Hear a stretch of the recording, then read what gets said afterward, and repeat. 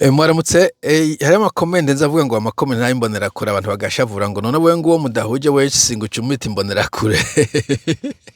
Okay, je navuga ko hari ibintu bibiri amfete kudahuza no kuvuga amahopa n'ibintu bibiri. Iyo ntanze video nk'akaroro nkavuga nti muri uyu mwaka hapfuye abantu 5, umwe yitwa Niyokindi Jerome wo muri commune Bugendana mu ntara ya Rusange, wa kabiri yitwa Ndereyimana Elizabeth wo muri commune Rusagara muri province ya Butanyerera yapfuye ku itariki 15 yishwe. Ico gihe jewe ndiko natanga amadone n'amatariki n'ibiki. Iyo tudahuje umuntu tudahuze avuga ati urabeshe sa abantu bapfuye Ndereyimana arahari, gusa yari yazimiye kubera agwaye mu mutwe hanyuma bamusanze ari ahantu mu gashamba yitunyeho baramutoye ubagwaje mu bitaro psychiatrique mu Kamenge. Ico gihe wewe ntiduhuje kuko ivyo navuze n'ivyo wavuze ni bibiri, ni ibintu bibiri. Ayo n'ama fact zo kuverify n'indi fact umuntu ashobora kuverifya. Birashoboka na opinion aho ushobora kuvuga nk'akarorero bon reka dufate ko igihugu c'u Burundi kiri mu bihugu biri corrompu gusumvya ibindi. Mboko mbona ni fact ko ushobora kuja kurondera kuri internet, ariko ibintu usanga ari opinion aho ushobora kuvuga uti c'est pas révérié yotwara neza gusumvya neva nk'akarorero.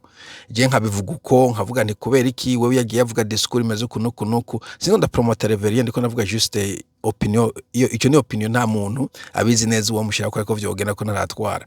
Nabo cyo kuvuga uti oya ntibishoboka kubera ki révérié ubiravye avugana amanyama menshi kandi gutwara Burundi bisaba kwitonda. Ndikwereka ukuntu ushobora kudahuza n'uwundi mu vyumviro mugabo kamwereka impamvu ufise opinion contraire canke ufise ama fact yandi akosoye ama fact umuntu afise. Uwo muntu tuganira neza cyane ugende kuri YouTube urabe nk'ama video nakoze kuri Frodebu, abantu benshi ba Frodebiste baraje barambwira ati bon ivyo uvuga sivyo kubera birashoboka ko communication yagenda nuku ugende baze honorable runaka niwe batuma nanjye ngasubira nyeme nti nubwo bamutume sindabitahura kubera iki kuki batabuze ku radio nawe akagaruka ati bon ibintu byose muri politique nivuga ku radio turiko turaganira nk'abantu baba intellectuel munyihanganira ico terme ndayikoresha tukorega nk'abantu bafise ubwenge. Ntabwo nese mugabo comment tuwe mugabo n'abantu baciye ubwenge ntajya kugatumba jashinga ntabe bakiri bacimanza, ntabwo bacimanza batukana bavuga ati wewe wanaka wagizwe kiniki kubera impamvu nizi isura n'ikazi uko nyene bakaburana back and forth kugeza bashinga ntabe badesize uwatsinze ugo rubanza. So si question yo kwiga wanashaka ni question y'ukoresha umutwe wawe no kubaha umuntu muri kumasangira ikiyago. Uwo muntu sinigenda mutuka sinigenda mukarira ndamama fact na bakamama fact ayo tugahuza. Mugabe imagine umuntu wanditse nk'ivyo agacaza akaca kubwira ngo none se ngo ntuzi ko kera ngo aho tubatiga ivyo bihuriye n'abantu bapfa twaye kuvuga abantu bapfuye ucyumbwira ngo kera abantu ntibiga. Umva ico gihe umenga ntiwaje kugiganira waje amajambo yawe mugabo ivyo biranamirika. Hari abandi buza bavuga ngo wewe ngo wakigorgiwe dore biki dore biriya dore wapfuye nabi. Hari n'abashika kuri gutukana vya bituzi vy'abungere vyo kuri banyina b'abantu umva nk'uwo vraiment nta kindi ufise umubwira atari kumwiruka kumukura ku rubuga kuko ntaba abayaje kurondera intambara gusa. So n'abantu babiri donc ndashaka kubwira kutumvikana kutavuga rumwe biratandukanye no kuza gutukana nico kumbura abantu benshi batamenya. Kutavuga rumwe nashaka n'abantu usanga muvukana ugasanga muvuga rumwe turike kubeshanya. Hari abantu benshi muvukana musa n'ikintu usanga mutabona kumwe situation iyi cankiriya atari muri politiki gusa shoko no mu mibano ukavuga uti bon tugira itongo mbona ko tworigaburo no musa abandi bati no twubwira itongo mbona ko tworindira kino kintu kigashoboka. Bishobora kuba amashuri mati je mbona umwana twomujana muri privé undi ati oya je mbona twomujana muri public bakavuga impamvu kubera muri privé harazimvye undi kubera muri public nta kanovera ntigakwiye.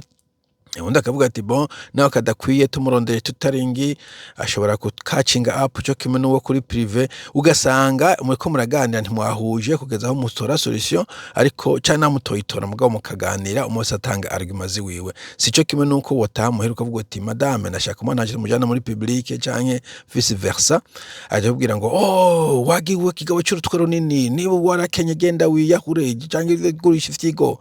Ico gihe uwo mugore mubanye nabo mubanye neza avuga ati ati ariko ivyo bikuye hehe, ukamubwira ati ariko naho biri uko tubajanye muri public abana zohava bayobegura abona bajya bakwanaka, ukumva ko harimo ikintu cyo kuganira. Nico rero nashaka kubabwira, kandi iki ntabwo ari muri politike gusa, ntabwo ari muri ibintu vyo kuri social media, no mu buzima busanzwe harimo umuntu umubwiye ikintu uzona zanzabutse ntakumvirize cyagashoka tukana. Abo bantu usanga no kubana n'abandi bantu binabagora, usanga imibano yabo iri compliqué kubera batazi ingene bashobora gushikiza icyumviro cabo mu gihe kidahuje n'icundi bariko baravugana. kandi ni gake uzosanga abantu bose muhujije na kwijana, ico gihe uzoba uri muri groupe y'ibijuju. En principe abantu baciye ubwenge usanga bariko barahaduka.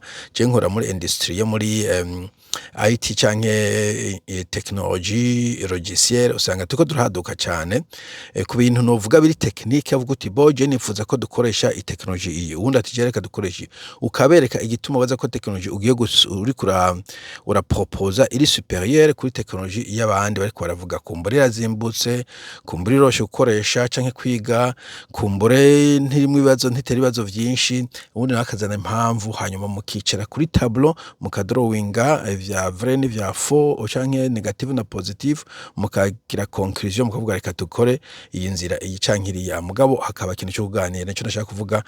Donc mvuze imbonera kure canke ibiki hanini bashatse kuvuga umuntu mu vyumviro vyiwe adapanze neza muri make. Sawa, mugira umunsi mwiza, bye bye.